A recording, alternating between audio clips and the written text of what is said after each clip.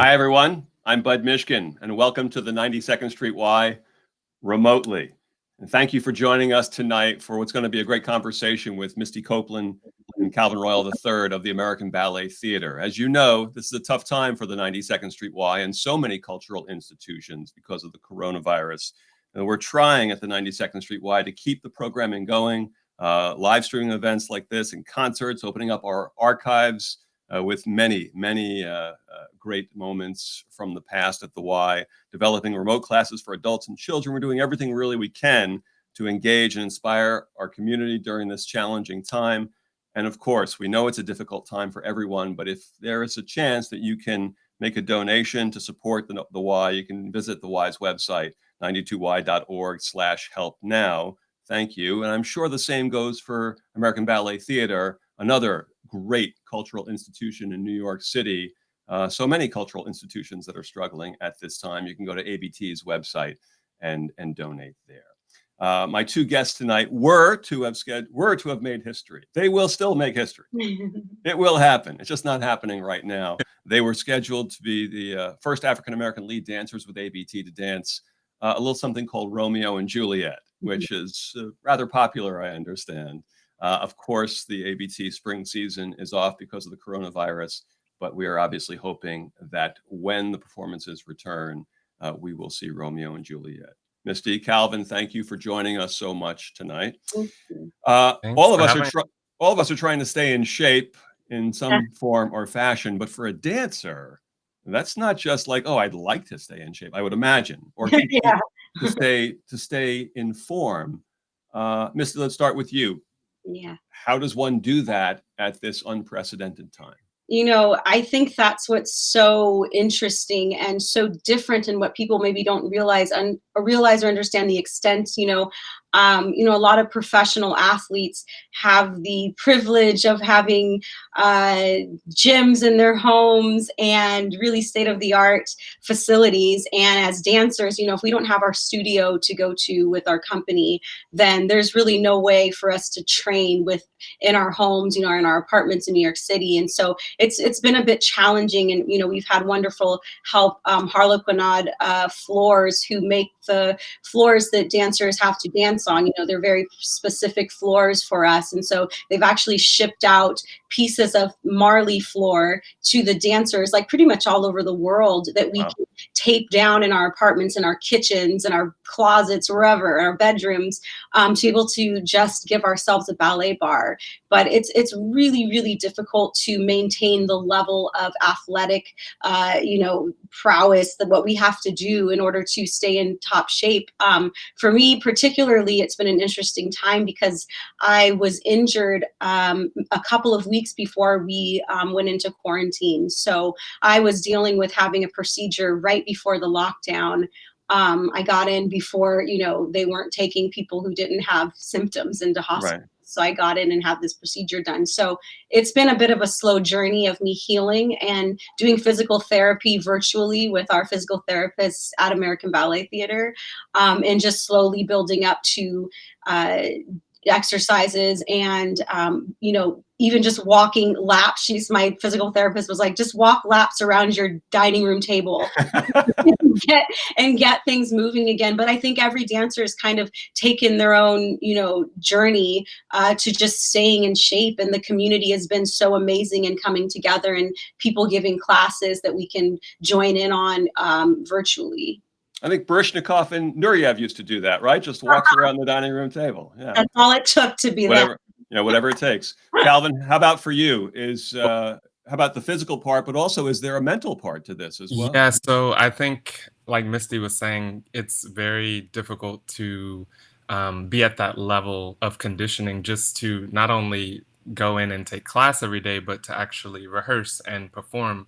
We don't have our studios, we don't have access to the theaters that we, perform. And so this is a time that's, we're all just trying to figure out what to do to keep going and to keep our spirits up, to keep our bodies in some sort of conditioning, so that when that day comes that we have to be back in rehearsals and be back in performance conditioning, we have to deliver. And so for me, similar to Misty, on our last tour that we were out in Orange County, I sprained my ankle, and so this time for me has been a period of recovery as well. I have been doing virtual physical therapy with our physical therapist at ABT almost every day, which having that connection and contact has been helping me to just kind of build back up to being able to take a class or put down the Marley floor that just arrived yesterday and use that so that I'm not kicking things over in my apartment. Under the heading of necessity is the mother of invention, have you found like, oh, that could actually be a bar? You know, like, oh, that's right. That's pretty good level. That's not a bar. I seen some creative stuff on Instagram, people holding onto their kitchen counter or, like chair, their husband, and Yeah. Honey, stand right there for about a half an hour, right? Don't move. Don't move. You both have danced iconic roles before. Was the lead up before all this came about with Corona and the canceling of the spring season? Was the lead up to this, to Romeo and Juliet, similar to other big performances, for want of a better term, that you've done in your careers, Misty? Well, so I've had quite a journey with this role, and the very first time that I took on the role, I immediately went to a coach that both Calvin and I share, Byam Stevens, who works in theater. He's not a dancer, but he's worked with professional dancers for, I don't know, 30 plus years, really coaching them and approaching a role the same way an actor or actress would, because that really is what we are doing. Not only are we preparing to be, physical and athletic, but we're telling a story through movement. And so we also have to be an actor and an actress and tell this very layered story without speaking. So that was my first approach, was getting into a space and just having a conversation about all of the characters. And as we were talking about earlier, getting my opinion on how I want to approach this character, not necessarily being told exactly what to do, which is what's so beautiful about the ballet world, is that there's so much history and so much passed down information and knowledge that you really are, you're emulating what dancers have done this role before you, or maybe the role was created on them 100 years ago and you're trying to hold on to whatever it is they were told without really knowing. So it's nice to have that freedom and liberty to be able to approach a role with your own experiences and your own voice. But this particular time, Calvin and I actually hadn't even stepped into the studio yet to rehearse it. It's been a different process. Kevin McKenzie had already cast me to dance the part with someone I've danced with before, with Herman Cornejo, who's a principal dancer with ABT as well. We've danced the role together. But then he came to me and he said, how would you feel about dancing the role with Calvin during the spring season? And I was like, why are you asking me this? Let's go. Of course I want to do this. Like it's I think it's such an ideal role for Calvin as a dancer, and to see a Black man portray Romeo is just not something that people assume or accept. And I feel like he is Romeo. So he had been rehearsing it with another partner who he was going to debut the role with in Abu Dhabi before we went to the spring. So Calvin was going to get a little bit of a kind of breaking in with another new dancer to the role, and then come into the role with me in the spring. That notion of working with an acting coach, Calvin, and I know you both have. I wasn't aware that it was the same person, but I think for people who love dance but are not so versed in it in the day-to-day of it, might be surprised, like me, to find out that obviously you're working with choreographers, of course, but the idea of working with an acting coach. Can we flesh that out a little bit more? What does that bring? And does that happen with every role, or is it just certain roles where, no, I need the acting coach to help me figure this role out, or together we figure it out, whereas other roles are just, no, this is just pure dance? Yeah. So I think, well, I from my experience working with Byam over the past, I want to say 4 or 5 years, in classical ballet, we're telling these stories that you can either go out there without having worked with an acting coach and just do pure technical feats, or you can dig that one level deeper and discover what that character you want to play is going to say as an artist. And I think it's, for me, it's been such a cool journey to work with Bayam, because I start to look at my dancing not just from the pure dancing point of view, but I want to be able to bring my own essence and bring my own thoughts and opinions on how I want to interpret a role. So I think it definitely adds that next layer of just artistry to what we can bring to the stage and the stories we can tell. And it's so minute, I would say, that it's not even necessarily that, we're being told to do different steps or anything, but you can see a difference between one dancer and another simply by the way they stand still, because of the thought process they're having, that they're still telling a story, that they're not just being told, stand here for 16 counts and then walk over there. That the audience can really read that intent when it's happening inside of you. So you think there's a way, especially for the real dance aficionado, to know, oh, that they're just not doing this by rote, but there is some notion of acting a part here. I think even for the layman, it's obvious. I think that that's even more obvious for someone who doesn't know dance when they see someone that's just being human on stage. They know it. They feel it, and it's a human experience. Go ahead, Feel Tom. it, and they can feel it when it's not too. So I Yeah. think that's they're experiencing something that they can relate to. I think that's what helps when we work with someone on our acting, for sure. Misty, you mentioned the notion of doing a ballet that was done 100 years ago, and the notion of these are the steps that were maybe created 100 years ago. I had the pleasure about 5 or 6 years ago of doing a profile of Renee Fleming, the great singer, and she talked about kind of, and I'm paraphrasing here, she talked about kind of the notion of like a no-win situation when you do an opera that has been done for 300 years, and there's like a natural instinct, maybe. People appreciate, of course, that she is spectacular, but well, it's not like they did it in La Scala back in 1802. Yeah. Really? Were you at La Scala in 1802? So is that something that when you're taking on this type of role, is that something, how mindful are you of that? And if you are going to do some things that are different, that are yours, be it your idea or the choreographer's idea, is there any notion of trepidation, or is there a sense of, no, the art form needs this? Yeah. Wow. I agree with a lot of what you said. I mean, in terms of like the art form needing, for each artist to be able to bring themselves, that's the whole point of it all.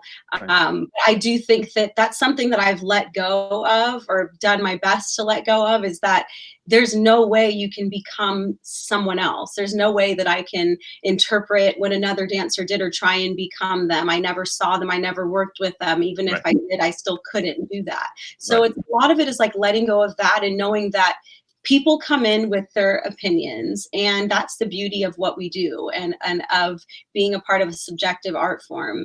And you just have to, maybe not read reviews or not take them personally, but that it's about how honest you are with yourself and how open and vulnerable you are with the audience. And I think that when the audience can truly sense that, they're going to enjoy themselves. And it's not about coming in and comparing you to anyone else. It's about an escape, a beautiful escape, coming to the theater and experiencing beauty in front of them. Calvin, can you recall a first time as you were getting involved with dance and really ascending, up the ladder, like a first time when it was clear, okay, what do you think about this role? What kind of steps, like where your opinion was asked? And after, I would imagine in your ballet schooling, being told, okay, we're going to do this, we're going to do this, we're going to do this or this. Do you recall the first time, and what was their reaction to, like, you really want to know, or? Well, to be honest with you, in 2015, I received an Annenberg Fellowship. And it's basically awarded to artists all over the country. And it's a grant that they can use those funds to kind of further their development as artists. And um, with the grant that I received, I decided to travel and work with private coaches at some of the world's leading ballet companies and all over the globe. I went to Paris, I went to St. Petersburg, I went to Copenhagen, and it was really kind of the first time that I had gotten this responsibility to say, like, what is it that I want? What is it that I want to learn and what discover? And so it was then that I really put in that time and that work into figuring out, what are the roles that I want to work on? What are the things that I aspire to do one day at ABT and beyond? Right. And so I think for me that was kind of the turning point in my career and my life, where I wasn't a student anymore. I wasn't just relying on being told to go here and there. I was the one making those decisions, and I think having that responsibility definitely allowed me to take more charge with my dancing when I came back to ABT. You're talking about some of the ballet capitals of the world. And so I'm curious if, like, you say you were in London, and then maybe, I don't know what the chronology was, but maybe you go to St. Petersburg after that. And, St. Petersburg, in terms of ballet, as they say in the ballet world, that ain't chopped liver. That's the year off. That's pretty good. So I'm just curious if when you go to the next world capital, whether they say, "Oh, you were in London, huh?" Yeah. Forget about all that. They don't know what they're talking about in London. Oh, Is there a competition, or is there no? We're all kind of trying to mold this ballet dancer with pieces from here, there, and everywhere. Yeah, I mean, let's be honest. Every ballet capital of the world, thinks that they have the key, and that's why I wanted to visit those places, because everybody has a different approach, and I wanted to kind of bring all of that together and analyze it and say, okay, now that I have all of this knowledge and all of this feedback from people from all over the world, how is it that I want to take that and use that and make myself a better dancer and artist?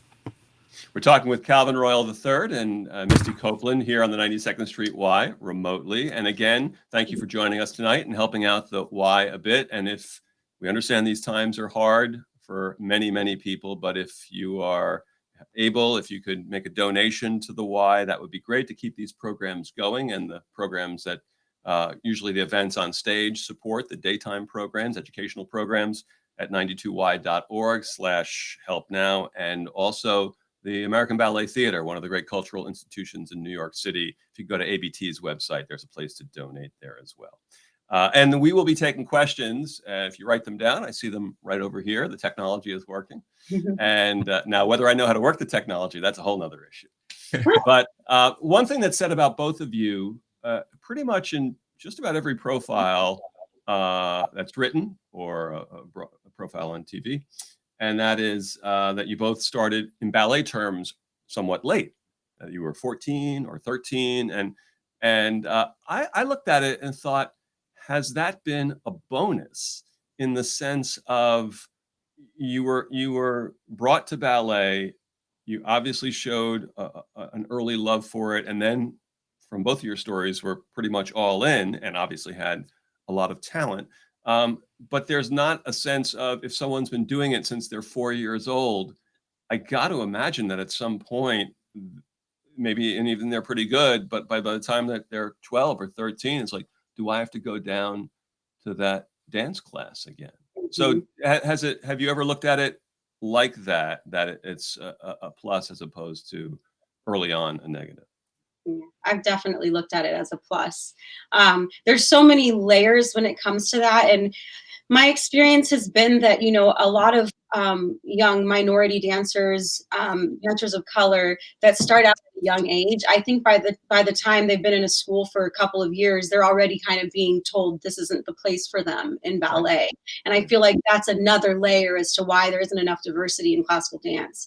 I think that, yeah, not to speak for Calvin, but coming into dance later, it's almost like there's not enough time for those people to say like, you don't belong here. It's kind of like we were on this journey and it was like, you don't have a lot of time. Let's go, let's be focused. And so I think that starting out late for me, because I had the natural physical ability, I didn't have time to burn out either, which you were saying, at a certain point, it's like, do I really want to commit to this? It's like I was in a mindset where I was mature enough to make that decision for myself, and it wasn't just my parents putting me into dance necessarily. And I think I was just still so, not that everyone loses the passion and fire, but I was a professional within 4 years of training, and I still was learning vocabulary, and the fire was so high under me. And so I think that in terms of just bad habits that can build up from a young age, if you don't have the right training, like all of that stuff, I think it was an added bonus. But at the same time, I didn't have the stamina and the perseverance, because I'd never experienced like doing full length ballets. I just was put into the company, and I literally was just learning to survive. Calvin, you've talked about how after the first year, your body ached so much that you thought about giving it up. Yeah. Did it come close? I mean, did you come close to, or was there a day of I'm not going back, or did you always go back? There was that moment after my first year studying ballet. It was like Misty was saying, it's a thing of survival, and This is ballet still this is still while you're down in Florida? is when I was still at the Performing Arts High School in Florida. Okay. It was after my freshman year, and I kind of got to that crossroads of like, man, this is really tough. But my teacher, Suzanne Pomerantz, she was the director of our ballet program, and I remember the day that we had this conversation of, like, you haven't seen what your fullest potential could be. And she was one of those teachers that no matter if you had the best technique or facility, or you were, a diamond in the rough, she made us all feel as if we had a fighting chance. And so it was after that talk that we had, I went away to a summer program where, I was able to get stronger and I could see that I could do more. And it was really after that that I was like, you know what, maybe if I do keep going and I see how much further I can go with this, what I could do. And 3 years later, I was moving to New York. I got a scholarship at the ABT school, and it was from there, the fire was under me and it held me back. And is there confidence in that first year in New York? Is there okay, I'm here and I deserve to be here. I have the talent to be here. Or is there ever the element of doubt? And now we see you on stages all around the world, but in that first year in New York, no disrespect to where you were in Florida, but in that first year in New York, are you looking around like, it's, we're playing in the major leagues I was here? definitely looking around like, oh my gosh, there's only 11 other dancers in this class who've been doing this since they were 3 and 4 years old. And I just started and now I'm suddenly in this class with them. And, it was overwhelming that first year in New York. Just not even just ballet related, but just kind of living on my own for the first time, paying my rent, making sure I was still in high school. It was my senior year, so making sure I did my homework and graduated with good grades. And so it was a lot to kind of take in, but it was definitely a challenge that first year. Misty, you were quoted as saying regarding Romeo and Juliet, you were quoted as saying, I always put Calvin at the forefront of my mind to bring with me as a partner whenever I'm doing gigs outside of ABT. It's because of his talent, first and foremost, but also the significance and importance to our communities for two Black dancers to dance together. It's rare. And then you added, it's really rare. So I ask you this, and when I was privileged and spend some time with you about 5 years ago for a profile I did for New York One, I asked you the same question. Uh, what do the firsts mean to you? Um, I feel like it's a moment in time where we, Calvin and I, myself, where I think of it as this culmination of so many throughout history who have paved the way for me to even be in a position to have this opportunity. And so whenever those things happen where it's a first, it's so overwhelming because I feel all of this love of this community with me. Like it never feels like this isolated, lonely thing where I'm like, I'm the only one. And it's this like immense amount of love and efforts and heartache and just all of this that has gotten me and Calvin to a position where we can actually be doing these roles and have an opportunity to give back to the community that got us here, and to also set an example for the next generation who are looking at us, who won't even see it as a big deal. It's just like, oh, they're on the stage, that I can see myself through them, and that could be possible for me. And I think that's the beauty in it, is that it's beyond either of us as individuals. That decision to take the forum that you're presented in the ballet world, in the dance world, and then quite honestly, beyond the ballet world, thanks perhaps in part to the Under Armour commercial and other things, you really have embraced that. Do you think, is there a way, if you can be introspective about it, where that comes from? Is it from someone in your past? Is that, I know the importance of Raven Wilkinson in your story. Is it someone saying to you, you have to embrace this, it will help us tremendously, or is that something a little bit more internal? Yeah, I definitely think it's internal. I think just the way that I grew up, and watching my mother raise 6 children on her own, and being just constantly in survival mode. Like all of her efforts were never solely for her. Like it was always like a bigger thing. It was always a community. And I think I'm just really grateful that though I am biracial, I'm Black, Italian, and German. My mother, really ingrained it in me that like living in America, I'm going to be seen and treated as a Black woman. And that's had such a huge impact on my identity and how I view myself and how I see myself as my community. And knowing that because I got here and I'm looking around and, I was the only Black woman at ABT for the first 10 years of my professional career, it just made me feel even more proud that I could hopefully spark something in my community, that they have a reason to step into the Metropolitan Opera House, that they feel like they are a part of this cultural, massive cultural iconic place. And so it's just been something that's been really innate. And all of the people that have entered my life and come and gone, Raven Wilkinson being one of them, she was very similar in the way she would talk about her path. It was never, ever about her. It was never about all of the incredible heartache that she experienced and racism, but it was about the fact that I'm here now. Right. And the fact that so many who helped her to get to where she was. And it's just kind of this building block of incredible dancers that see beyond themselves. There's that great story about when you were dancing Firebird in, I think, 2012, which was major.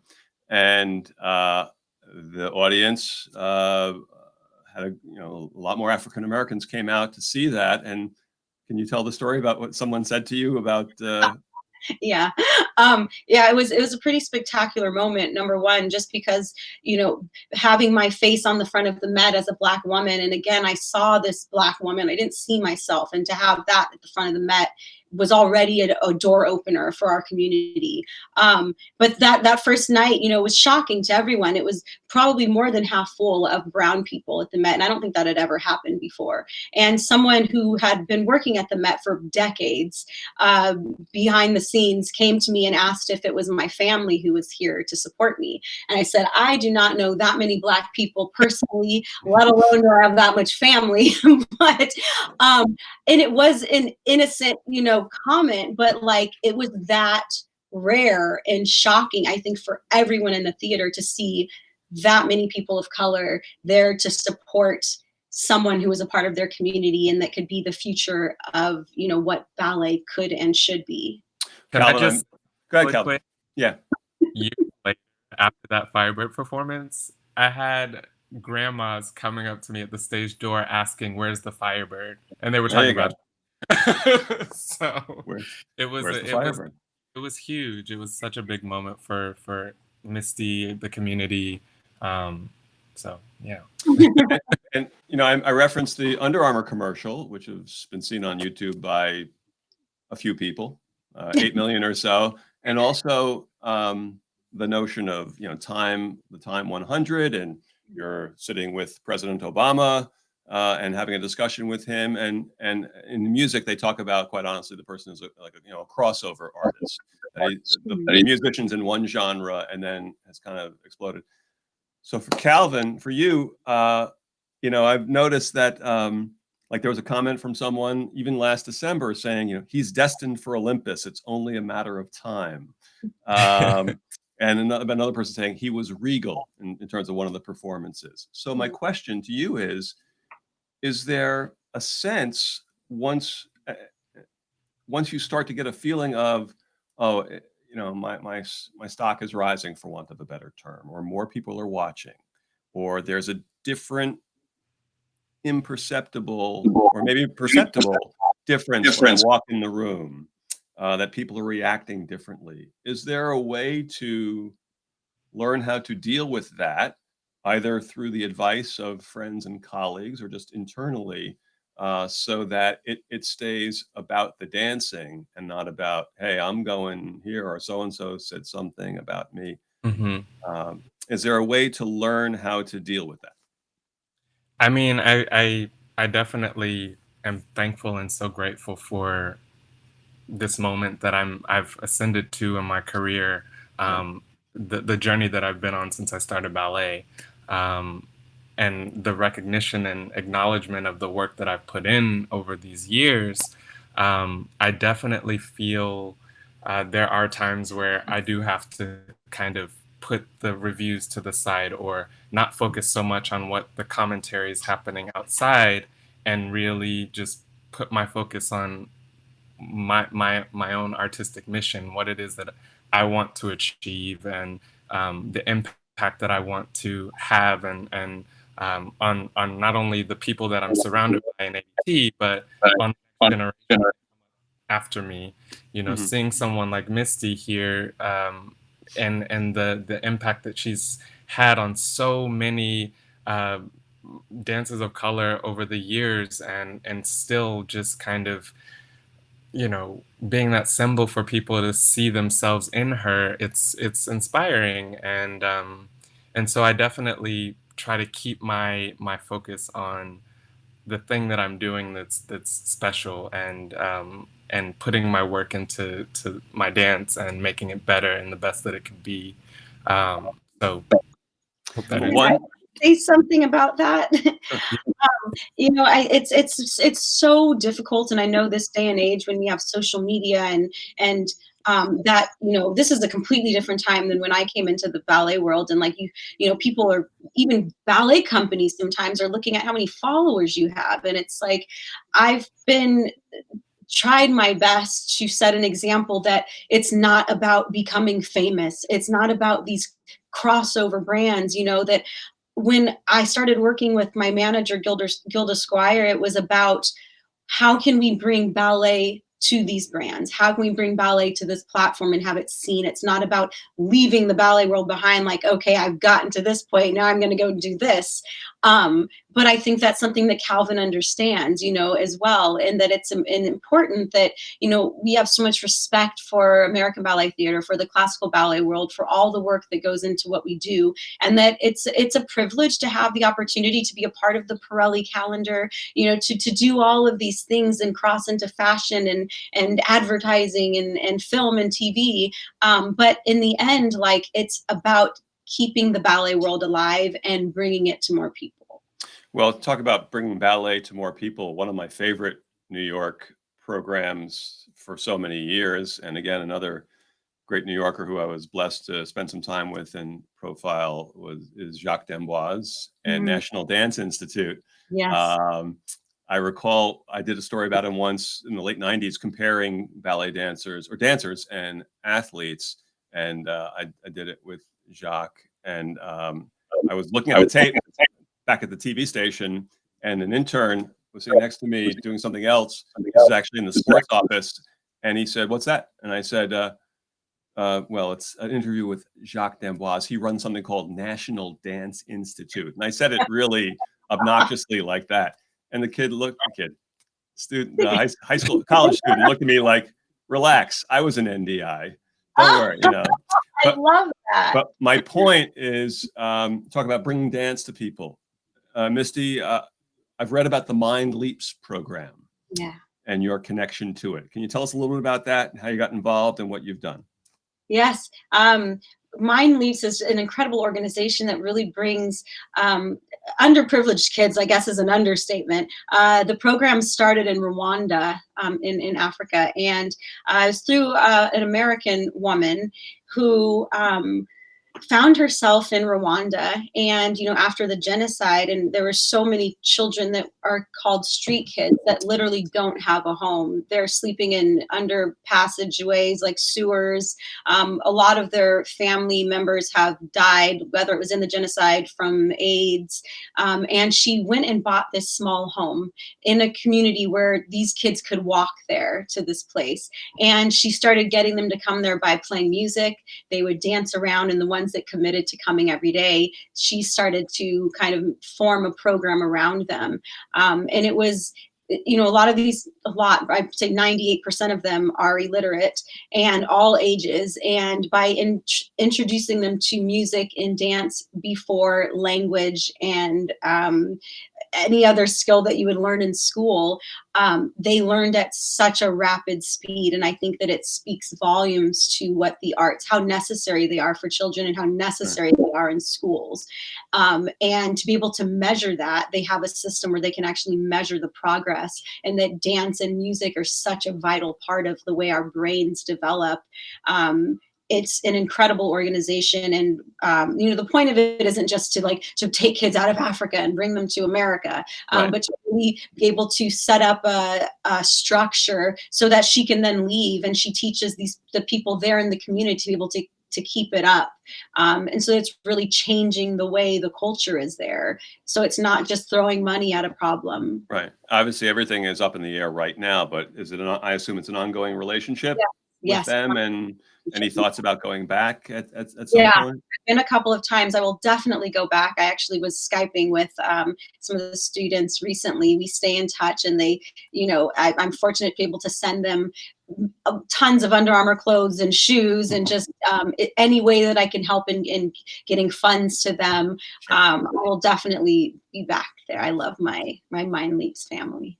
Calvin, we mentioned earlier with Misty Raven Wilkinson, you had I'm going to assume, I know I shouldn't assume, but I assume the blessing of being part of the tribute to New York City's first Black male principal dancer, Arthur Mitchell, now a blessed memory. Can you tell me how that came about, and what's it like when you're dancing at a tribute to someone who is really a trailblazer in the field?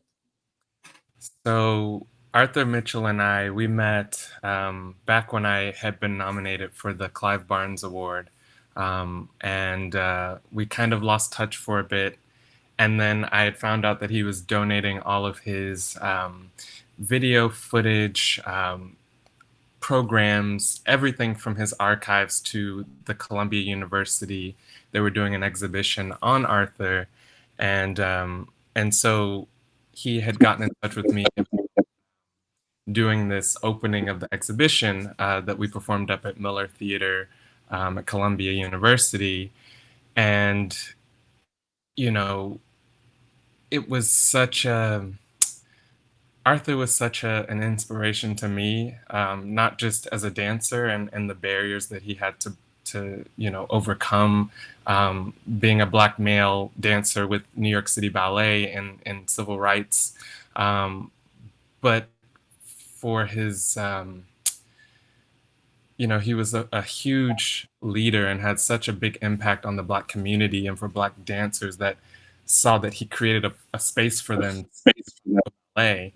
And when he passed, um, his family reached out to me and they basically told me that he had requested that I performed at his memorial tribute, and I had the honor of performing a role that was created on him by George Balanchine.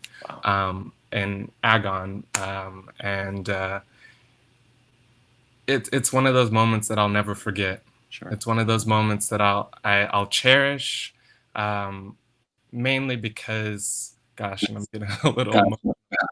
Mainly because someone who um, had such a big impact on our ballet world and on so many lives of Black dancers, and for him to bestow that honor for me to perform for his memorial service, it was sort of like passing a torch. Yeah.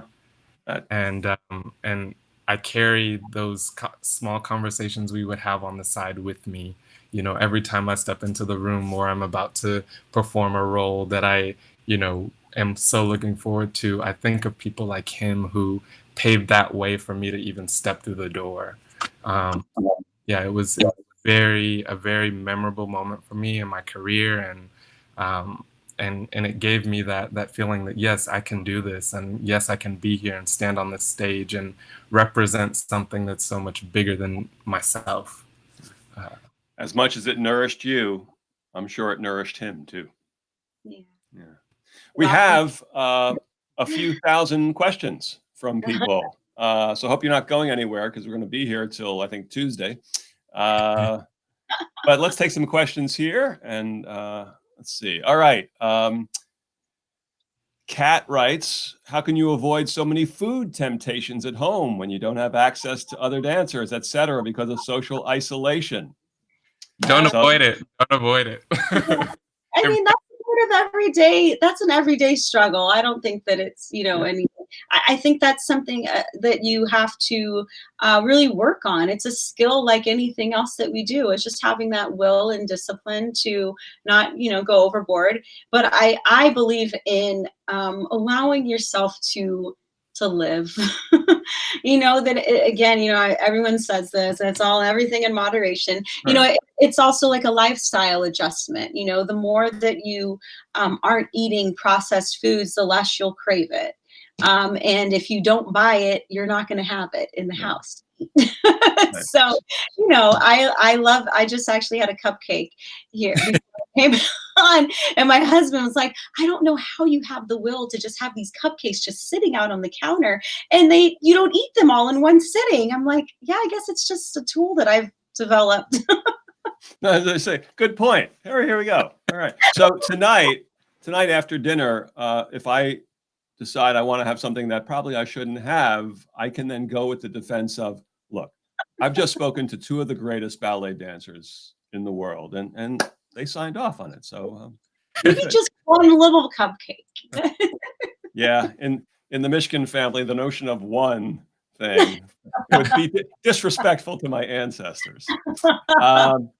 Let's see, Misty, but this actually question can go for both of you. How do you deal, Calvin, both of you take this. How do you deal with a mistake that happens on stage? Listen, mistakes happen all the time. There's been times where I would literally be out there and, talking to my partner, and she may be asking me what's next, or I may be like, just go here, one more turn. Like we talk under our breath. Yeah.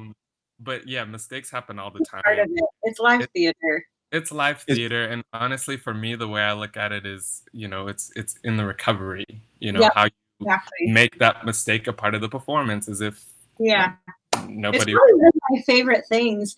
Like when mistakes are made, those are the real moments that being a professional, like you test yourself in your professionalism. And I think that something that's really good about having skills in improvising, like being able to just go into the studio and just create, really does you justice when you when you blink out on stage, or if you fall, which I fall all the time, and I love to see, not when people get hurt, but I love seeing people fall on stage. I think it's the funniest, most amazing thing ever.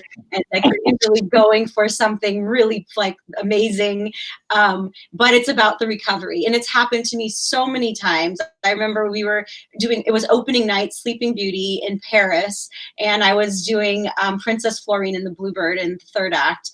And I was dancing with Danielle Simpkin, the principal dancer, and I completely forgot. I mean, I was jet lagged. It was like our second day there. We'd been rehearsing all day. I didn't know what time it was in my body. And I just stood there, not even like a dancer, with my feet parallel, just staring at him. And his eyes were like, oh, and he just like kind of offered me his hand, and we just started improvising and found our way. But it's those moments that make you a professional, and make things exciting for everyone. Is it any corollary to actors on a stage? If someone forgets a line, then the whole scene, they have to kind of, does the other actor try to help out and maybe even say the line? And then is there any similarity there? Absolutely, absolutely. I think that you should definitely allow for some room and time for that person to find their way again. But I think that having those moments, like maybe things that might spark something, but if you stand still, that's when your brain just shuts off. It's almost like you have to keep moving or keep speaking, and then you'll kind of like something will click within you, and you'll find your place again. Right. If maybe a jump here would be a good idea, and try and do it as high as possible if you could. Let's try and get it. Let's try and get as many questions in as possible.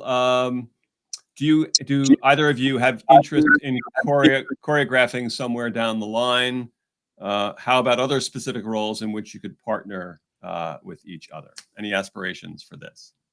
Ooh. I actually, when I was still at the Performing Arts High School in Florida, that was kind of where I dabbled in choreography a bit. And ABT has an incubator program that kind of develops aspiring choreographers. And I was actually interested in doing that program too. But I feel like lately it's just kind of been about finding that balance of, getting back in shape and getting back in to stand on my own. Yeah. There is that interest. There is that. Go ahead, Misty. Go ahead. What'd you think? I've dabbled in it too. I think way back in the day when we first started this kind of choreographic thing at ABT, and I had also been awarded the Annenberg Fellowship, and I thought I would kind of try my hand at choreographing. And again, like whenever I do a lot of these commercials and things, like I improvise. Like I'm really good at that type of thing, but it's just a lot of trust to put into so many people, and I don't know, maybe I'm too much of a control freak. Or would come away with the thinking, if you're choreographing something like, oh, ballet dancers, they're impossible. Right? How did anyone deal with me? That's right. I'm never gonna deal with me. Eric writes, you talked about how hard it is to train during quarantine. What are your favorite dance workouts to keep in shape while you're stuck at home? I would say go to James Whiteside's Instagram page. James Whiteside, Isabella Boylston, Tyler Peck, but James in particular, he does these like Jane Fonda-esque workouts that are really silly and puts on crazy costumes, but they're really like entertaining and like hard. Let's keep going. This is, of course, a great question. What is the best advice you can give young dancers, especially dancers of color, in terms of how to deal with feedback and criticism? Calvin? It's always going to be there. You're always going to have someone that has an opinion. But I feel from my experience, I would say, you have to ask yourself, is this something that you love? Is this something that you really want to do? Because if it's something that you really love unconditionally, nothing can hold you back from doing it. And that goes for wanting to be a dancer or a doctor or anything else. So I think criticism is something that's a part of this profession, unfortunately. And it's definitely a hard pill to swallow sometimes, but knowing that it does get better, and that if you find someone or a community of people that are lifting you up, supporting you, having somebody to go to and talk to is always, for me, been really helpful. Mhm. Okay, let's keep going. Are there plans in place for the two of you to dance Romeo and Juliet? It says R and J. I'm RJ, gonna I'm gonna Colin, make I'm gonna take the big leep, if you'll and pardon pick the expression, and anyone. and and presume that that means Romeo and Juliet. Yeah, Are there plans in place for the two of you to dance Romeo yeah. and Juliet in the future once Well, things open up I'm, again? I'm saying yes. No, it hasn't been announced yet, but we do have Romeo and Juliet on our rep for a couple of cities next year, as well as in the spring. So assuming that is going to happen between Calvin and I, we Right. have, but we do as of now have a lot of opportunities to do Romeo and Juliet this coming season. So it's looking very promising, and I cannot wait. That's great. That's good. Another question, which was more like a statement, was I was so excited and proud to see you both in Romeo and Juliet, especially as a Black dancer. Will there be another opportunity? Will it be rescheduled? So there are a lot of people, ballet fans all over the New York area and all over the world who will be very happy when that eventually happens. Question for Misty. What is your favorite role as a dancer? You are such a role model. Thank That you. second part's not a question. That's a declarative statement. Can you say there's a favorite role? Yes, it's Juliet. Okay. Yeah, I don't think that I realized that, and it's really interesting in the process. Being in a company like ABT in particular, I think it's a little more unusual because we don't always have a lot of time in the theater. We have so many casts that will go on and do leading parts, so not everyone necessarily gets a tech rehearsal, which means you're on stage with the lights and with the sets and costume. So the first time I did the ballet, like a lot of it was the first time I'd really ever done any of it, and like with the sets and everything. And I think in those moments, it was when I realized, like, oh, I think that acting is one of my strengths, right there in the moment, to really feel like you're living in that role. And then to be able to go to Milan and to perform the role many times there at La Scala, in Italy, it just like took me to another level with the role. And I find something different each time that I do it, and I allow myself to have that freedom to just be a human being and to like live as Juliet on stage. So it's my absolute favorite role.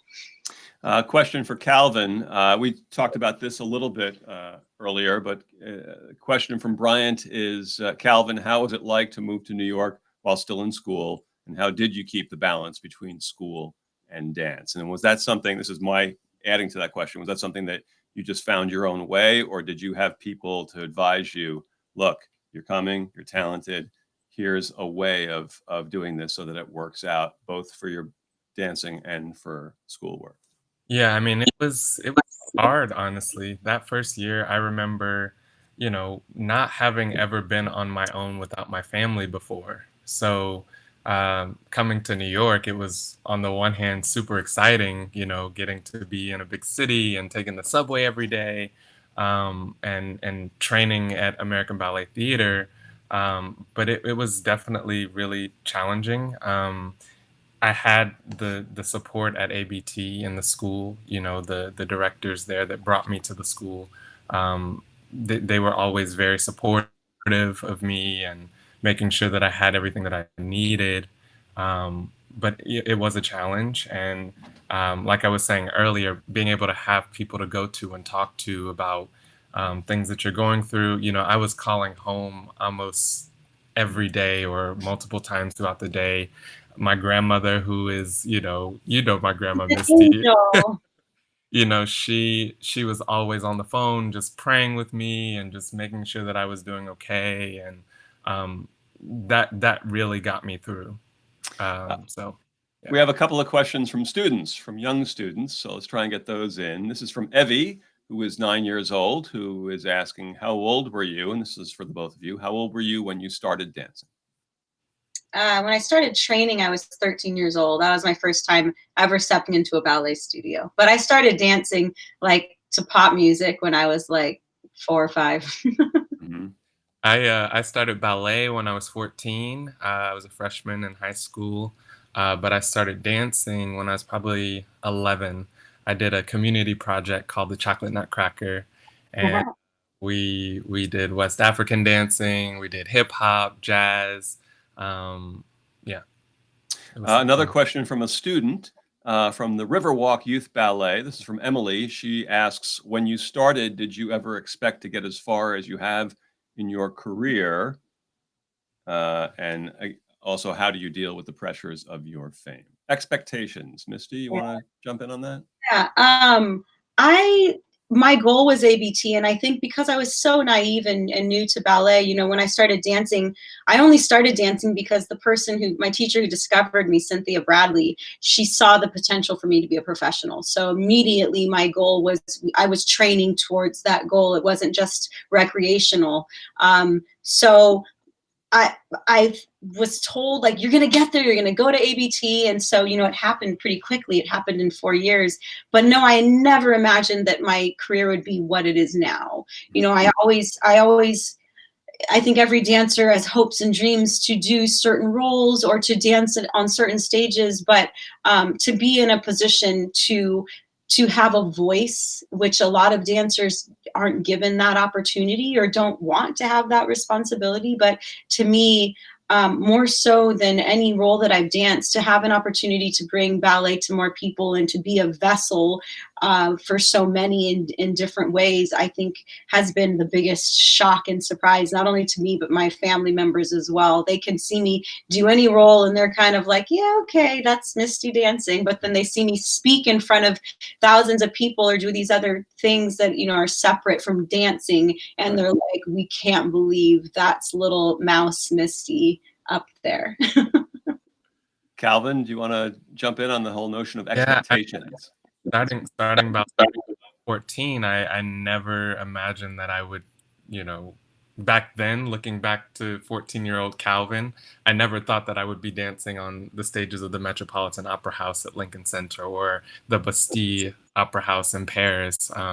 So it's definitely been a journey, and I'm glad that I had all of these opportunities to do that up to this point, and I'm just so excited to see how much further I can go and how much more I can do. I think the expectations thing, though, it's like it's really just not comparing yourself to other people. That's been my biggest thing, is that you will never be someone else, not to compare yourself to anyone else, and just do the best that you can with the opportunities you're given.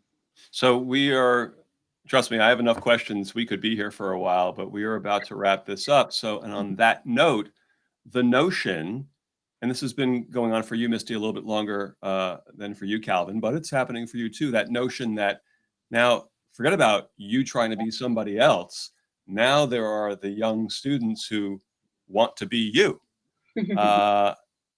Is there a first moment when that starts to occur to you that is happening, that not only you'll always respect your elders and the people that came before and learn from them while creating your own path, but that notion of, wait a minute, I'm now not just in speaking about the opportunities I've had and what I've done, but they're meeting me at the stage door, that kind of thing, and they look at you like maybe you looked at others. Yeah. What is that like to first kind of get a feeling for and deal with? It's shocking every time. Like, it's not something that I've gotten used to. But again, I don't see myself in that way. It's like, Right. that's how I looked at Raven and look at Raven and so many, Paloma Herrera and Julie Kent and Susan Jaffe, but it's kind of a part of the dance cycle. And I think that it's just important that I remain true to myself, and that I'm a positive example, especially as a Black woman, to not kind of fall into that typical, when you become famous, it's like, are you being overly sexualized or exploited as a Black woman? And I think that it's been really powerful that my team has been really incredible in not allowing those things to happen, and that, remaining, again, true to myself and entrusting in my talent, that's enough. And so I just see it as just a part of my life. And again, that they think they're just seeing me, but they're seeing a whole slew of amazing women who are with me. And Calvin, for you, has there been that kind of first blush of that kind of thing? I mean, I think it's always like Misty was saying, it is always kind of shocking because the acknowledgement is great. Mhm. Um, but at the same time, it's like I got to this point of my life and my career by staying true to myself and Right. true to what it is that I want to say as an artist, true to myself as to what I present on the stage and on social media. Um, and so, yes, I think on the one hand, you do have those young that want to be you, but what I say to them is it's okay to aspire to be um, or have qualities like Misty or I, but at Right. the end of the day, it's important to stay true to yourself, and that's what's going to take you far. Well, once again, the 92nd Street Y and the American Ballet Theater are two of the great cultural institutions in New York. And we understand that these are really hard times, and that is no cliche for a lot of people. But we appreciate people tuning in tonight. And if you're able to, we'd love for you to make a donation to the 92nd Street Y at 92y.org/help now. And for the American Ballet Theater, you can go to the ABT website. Uh, Calvin, Misty, thank you so much for being part of this tonight. Doing this remotely is really nice. We hope to do it in person on stage at some point at the 92nd Street Y, and we absolutely hope to see you on stage in Romeo and Juliet sooner rather Yeah. than later. Thank you so You. much. To you two and to everyone tuning in tonight, stay safe, be healthy, and we hope to see you soon at the 92nd Street Y. Thank you. Thanks.